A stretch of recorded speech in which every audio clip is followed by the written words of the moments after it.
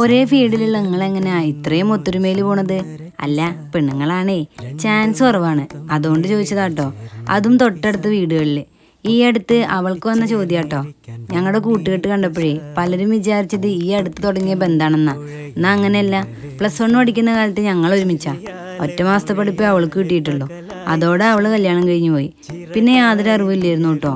3-4 വർഷങ്ങൾക്ക് ശേഷം ഞാനും കല്യാണം കഴിഞ്ഞു വന്നു. അപ്പോഴും ഞങ്ങൾ തമ്മിൽ അറിയുകയോ ഒന്നും ഉണ്ടായിട്ടില്ല.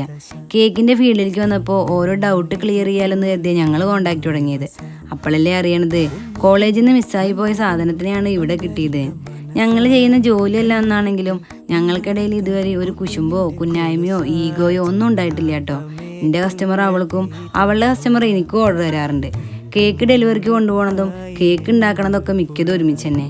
രണ്ടുപേർക്കും ദേഷ്യം മൂക്കിന് തുമ്പത്താണേലും ഇതുവരെ ഒരു പിണക്കോ വഴക്കോ ഒന്നും ഉണ്ടായിട്ടില്ല കേട്ടോ. ഞങ്ങൾക്കിടയിൽ വിട്ടുകൊടുക്കലാണ് കൂടുതലും. ഇന്നിപ്പോൾ ഞാൻ രക്ഷപ്പെടാൻ എൻ്റെ ഫാമിലി കഴിഞ്ഞാൽ കൂടുതൽ ആഗ്രഹിക്കുന്നവരുണ്ട്. അത് ഇവർ രണ്ടുപേരാ. എന്തിനാല്ലേ കുറേ കൂടപ്പിറപ്പും കുടുംബക്കാരൊക്കെ.